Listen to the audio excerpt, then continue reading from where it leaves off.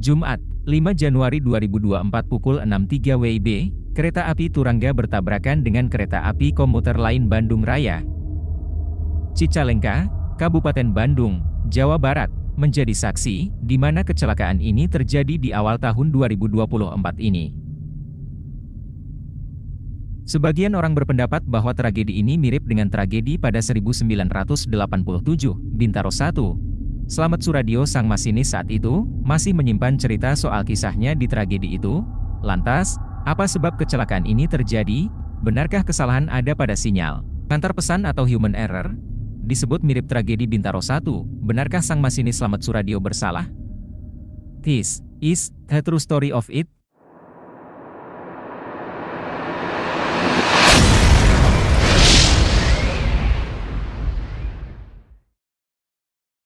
Ketika kecelakaan terjadi, komuter lain Bandung Raya diketahui baru saja meninggalkan stasiun Haur Pugur dan tengah dalam perjalanan menuju tujuan akhirnya di stasiun Cicalengka. Sementara kereta api Turangga sudah melewati stasiun Garut dan dalam perjalanan ke stasiun Bandung, hingga akhirnya, kedua kereta ini bertabrakan di petak jalan antara stasiun Haur Pugur dan stasiun Cicalengka, yang merupakan jalur tunggal.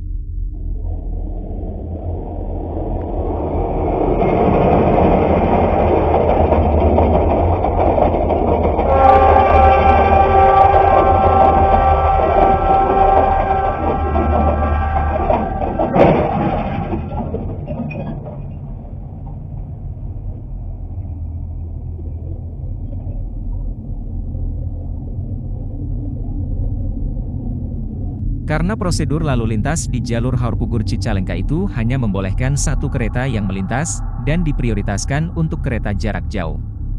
Artinya, kereta lokal harus berhenti dan menunggu jalur itu kosong. Penyebab tabrakan kereta api komuter lain relasi Padalarang Cicalengka dan KA Turangga relasi Surabaya-Bandung masih belum diketahui. Kecelakaan terjadi di jalur petak berjarak sekitar 800 meter dari stasiun Cicalengka. Gerbong berhasil ditarik keluar dari lokasi kejadian menggunakan lokomotif penarik dan diangkut menuju stasiun Cicalengka. Berdasarkan data dari Humas RSUD Cicalengka, Nina Nurjaman, bahwa 20 korban dirawat di rumah sakit. Di antaranya 14 orang mengalami luka ringan dan 6 orang luka sedang. Berangkat dari Kiara Condong, Kabupaten Bandung. Ia mengaku kejadian berlangsung sangat cepat.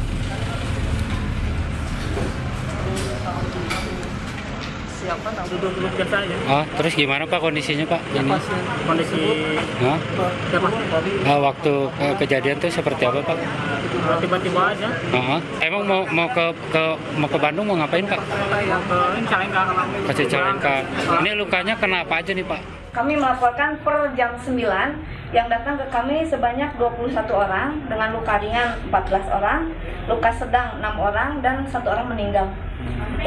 Pak, Bu, luka-lukanya di bagian apa aja kebanyakan Bu? Lukanya kebanyakan di kepala dan anggota tubuh, tangan, kaki. Ada yang shock nggak Bu saat ini? Yang shock malah itunya ya, kondekturnya. Yang dari Turangga. Bu, korban masih terus berdatangan sih Bu?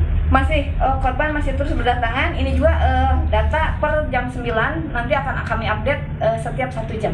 Untuk keluarga korban sudah ada yang berdatangan Bu ke lokasi? Sudah, sebagian keluarga korban sudah berdatangan. Jadi kami juga berharap yang luka ringan bisa langsung pulang sehingga ruangan di IGD-nya tidak. Perlu kami sampaikan ya, perbaikan jalur kita mulai pukul 06.05. Perbaikan jalur KA tersebut meliputi penggantian bantalan beton yang pecah, penggantian klip, penggantian penambat rel dan perbaikan geometri. 06.30 dinyatakan jalur aman. Setelah itu kita lakukan uji coba dengan menggunakan 2 lokomotif. 0728 lokomotif bisa lewat jalur ini. Setelah lokomotif lewat jalur. Ahli transportasi dari Institut Teknologi Bandung, ITB, Sony Sulada tanggal 19 Oktober 1987, pada pukul 6.45 pagi itu, terjadi tabrakan berhadapan antara KA 225 dan 220 di Pondok Betung, Bintaro, Pesanggerahan, Jakarta Selatan. KA 225 ditarik lokomotif BB 30616 dengan Slamet Suradyo sebagai masinis, Soleh sebagai asisten masinis, dan Adung Syafei sebagai kondektur. Sementara itu, KA220 ditarik lokomotif BB30316 dan dimasinisi oleh Amung Sunarya, dengan asistennya, Mujiono. Berbeda dengan tudingan di pengadilan dan laporan akhir PJK bahwa Slamet Suradyo memberangkatkan sendiri kereta apinya tanpa izin. Slamet Suradyo mengatakan dengan tegas bahwa dirinya sama sekali hanya mengikuti instruksi dari PPK Sudimara menggunakan PTP tersebut. Bahkan Slamet Suradyo berkali-kali menegaskan bahwa tudingan tersebut adalah sebuah kebohongan besar. Ia juga menegaskan bahwa tak ada hal apapun yang dikhawatirkan karena ia merasa tak melihat semboyan apapun yang diterimanya. Dalam tragedi Bintaro tersebut, tercatat 139 orang meninggal dunia dan sekitar 245 orang mengalami luka parah. Beruntung, Slamet Suradyo sebagai masinis dalam tragedi tersebut berhasil selamat dalam kecelakaan yang melibatkan KA Rangkas dan KA Merak tersebut. Namun, masinis Slamet Suradyo dinyatakan bersalah hingga harus menjalani kurungan penjara selama 5 tahun. Pada tanggal 22 Agustus 1988, Slamet Suradyo dinilai bersalah dalam tragedi tersebut dan harus bertanggung jawab atas meninggalnya ratusan orang tersebut. Menurut pengakuannya, ia merasa tidak bersalah, karena ia mendapatkan semboyan 40 dari PKPA yang menandakan rel aman dilalui. Selain dinyatakan bersalah, Slamet Suradyo juga harus ditinggal oleh sang istri yang bernama Kasni ketika dia mendekam dalam penjara. Kasni disebut-sebut meninggalkan Slamet karena nafkah yang diterima kurang untuk membiayai ketujuh anaknya. Kasni bahkan kembali menikah dengan seorang masinis KAI. Slamet pun terpaksa harus menerima kenyataan pahit usai tragedi Bintaro tersebut. Selepas keluar dari penjara, ia harus kehilangan pekerjaan dan bahkan tidak menerima uang pensiun padahal sudah mengabdi selama 20 tahun. Slamet yang putus asa kemudian memilih untuk pulang kampung ke rumah orang tuanya yang berada di Purworejo, Jawa Tengah. Yang menjabat sebagai masinis kereta api pada tanggal 19 Oktober membawa KA 225 dari Rangkas Bitung berangkat jam 5.10 menit, yang seharusnya saya di Sudimara itu bersilang dengan KA 220 dibatalkan oleh PPKA Damari yang sedang dinas. Berarti saya menunggu di sepertiga karena belum ada kereta berangkat, saya tetap nunggu. Jadi kalau ada orang mengatakan berangkat sendiri itu bohong. Karena apa untungnya saya memberangkatkan kereta api berangkat sendiri, sedangkan dari mulai pemberian itu nunggu di stasiun Sudimara kurang lebih ada 10 menit. Setelah saya menunggu, nggak lama lagi saya diberangkatkan oleh PPKA dengan semboyan 40. Setelah saya membunyikan klakson dari mulai stasiun Sudimara, yang mimpin saya itu KPKA lagi, bukan PPKA. Sudah berangkat sampai menuju ke arah Kebayoran, lihat sinyal dari arah Kebayoran, tenang, tidak ada gerakan apa-apa.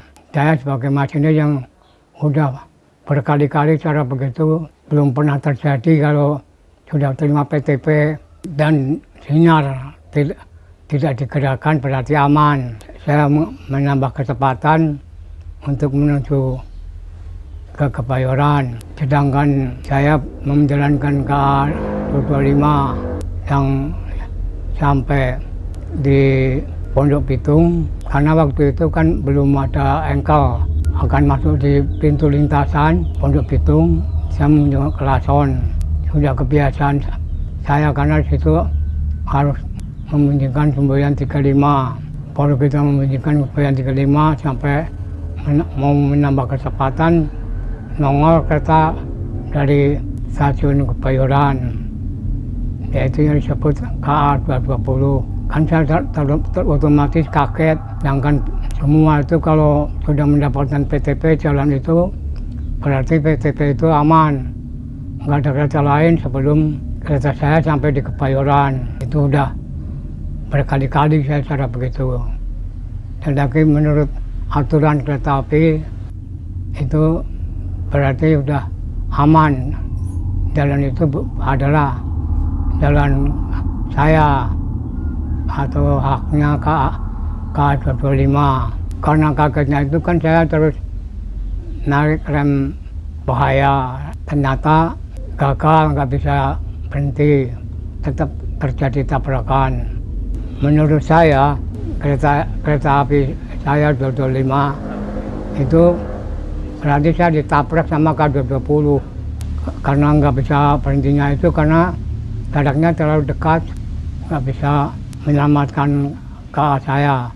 Akhirnya terjadi tabrakan atau benturan kereta api itu. Akhirnya saya dalam lokomotif kontal sama ini, sama benturan kereta itu kontal. Muka saya itu ketabrak kena remukan kaca dari kereta saya sendiri karena kacanya hancur.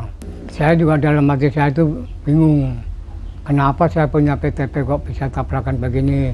Karena saya masih setengah sadar, biar bagaimana kaki saya ngesat-ngesat nggak bisa jalan. Akhirnya saya ngerambat melalui jendela. Saya menjatuhkan diri untuk sampai di tanah ini. Kebetulan di bawah itu ada teman saya pengawas di Depo Tanah Abang. Begitu kejadian kan ramai, ada orang yang bawa mobil, orang perempuan itu menyatakan saya, "Mbak, ini masinisnya Mbak." "Oh ya, bawa aja ke rumah sakit langsung." Yang bawa itu orang perempuan, dia menyupir sendiri langsung. Sekalipun saya ini muka saya banyak darah, KTP saya kan tetap ada di kantong. Terus dibawa ke rumah sakit Pelni yang di Tanah Abang tuh. Di situ penuh, nggak lama lagi dibawa ke Cipto Mangunkusumo tuh ya. Terus diunjukin sama Pak Jatnego ini ada PTP supaya di fotokopi banyak gitu. Soalnya ini ada PTP kok bisa terjadi begini. Dia bilang begitu. Di fotokopi terus bawa pulang. Terus bawa pulang tuh sama kasihkan adik iparnya. Itu juga masinis juga di fotokopi. Banyak lah. Kan PT itu bercak darah. Itu yang hitam-hitam di pinggirnya itu darah saya itu cak darah. Jadi hakim percayanya kalau saya nggak loncat itu ada cak darah. Makanya internet itu yang membuat siapa? Saya bingung itu. Sedangkan hakim sendiri mengatakan nggak loncat karena ada bukti PTP ada bercak darah. Ada katanya saya loncat, katanya itu bohong sekali, itu orang fitnah, jelas fitnah.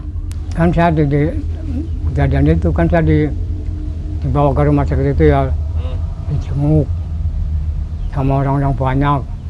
Tapi belum tahu kalau saya masinis tadinya tuh. Setelah saya tahu masinis, kaca rumah sakit itu kan hancur, mau nyulik saya lah. Tapi kan dijaga polisi. Pokoknya saya tahu-tahu saya ada dibawa ke Kramat Jati pakai mobil. Saya tahunya dari waktu sidang, kalau jumlahnya 129. Setelahnya itu saya dirawat di rumah sakit. Kaki saya diteraksi. Nggak lama mata saya dirimbang karena mata saya banyak kotoran gebukan kaca. Setelah agak lama gitu, kurang lebih di rumah sakit itu ada 2 mingguan, saya didatangi. Itu ditanya masalah saya berangkat sendiri. Kan saya tetap bantah. Akhirnya apa? Mau saya tembak nih.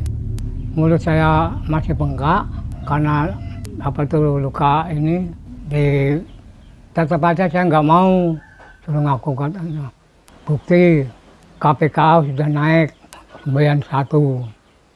Peraturan kereta api kalau masinis diberangkatkan dengan 4041, kondektur naik, kan menunjukkan klakson. Karena saya di rumah sakit kurang lebih ada 3 bulan, kan dinyatakan baik, padahal saya masih belum baik, jalannya masih pincang.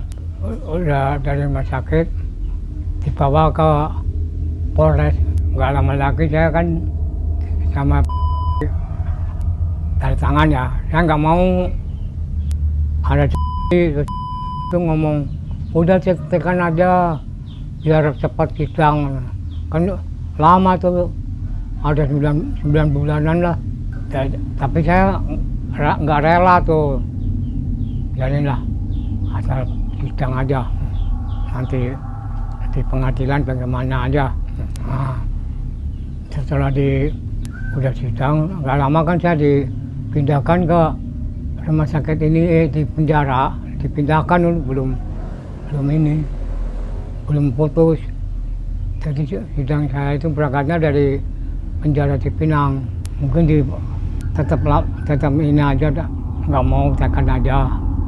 Saya nggak mau mengakui suruh tekan itu, nggak mau, karena saya itu udah betul-betul diberangkatkan kok suruh berangkat sendiri aja.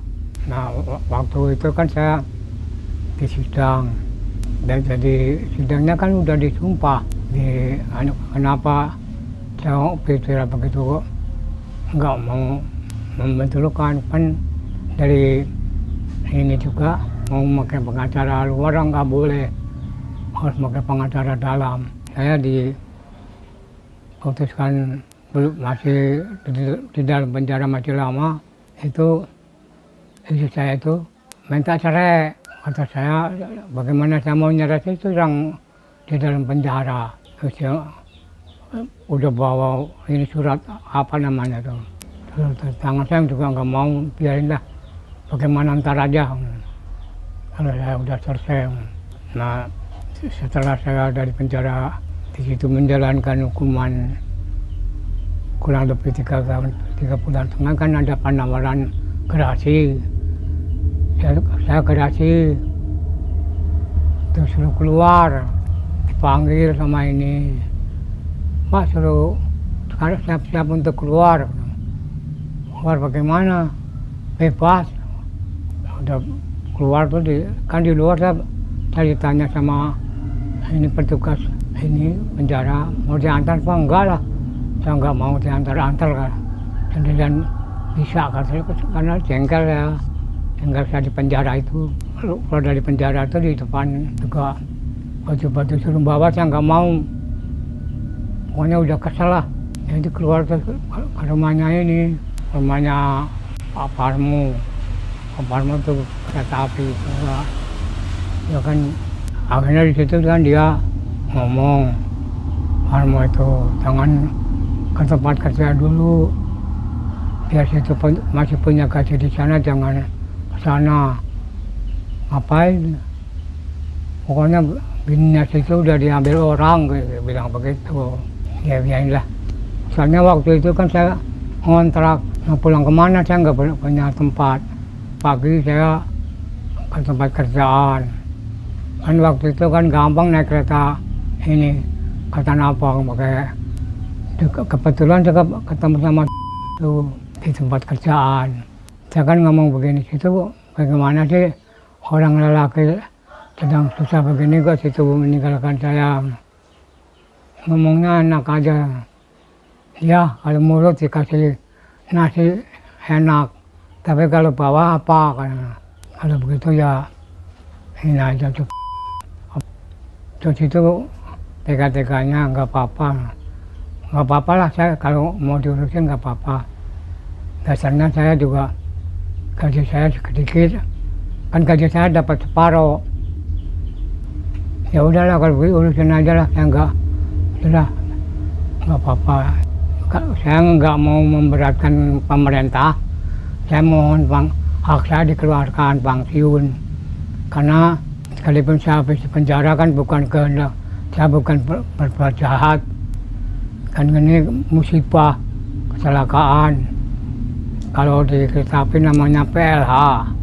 Kalau memang memberatkan apa tuh, saya sangkanya ini kalau begitu ada bentuk PTP segala macam itu nggak ada artinya, saya gituin aja. Karena menurut PTP itu kalau masinnya udah megang PTP kan nggak ada kereta lain selain kereta itu lewat. Jadi begini Pak ya, jadi sebelum kereta api saya sampai di Kebayoran ini nggak ada kereta lain yang bisa lewat ini. Kenapa kalau PPKA pada dapat pensiun, saya kok enggak? Kan saya bagaimana perintah, saya katakan aja. Pada orang-orang keluarga yang meninggalkan dunia, keluarganya gitu ya, yang kena musibah itu, mohon maaf, kejadian ini bukan karena saya itu bagaimana perintah memberangkatkan kereta.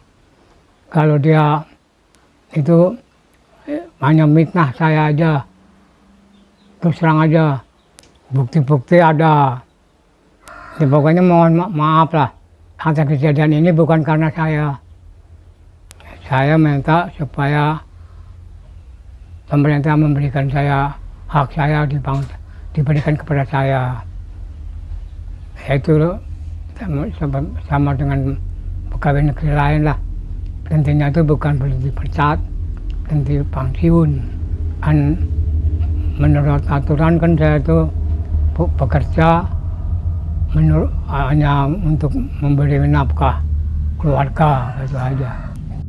Nah, bagaimana menurut kalian? Siapakah yang paling pantas disalahkan atas kejadian ini? Bagaimana harusnya sikap pemerintah dalam mencegah tragedi seperti ini terulang lagi? Tuliskan komentar kalian di bawah. Demikianlah video kali ini, semoga bisa bermanfaat. Insya Allah kita jumpa lagi di video berikutnya.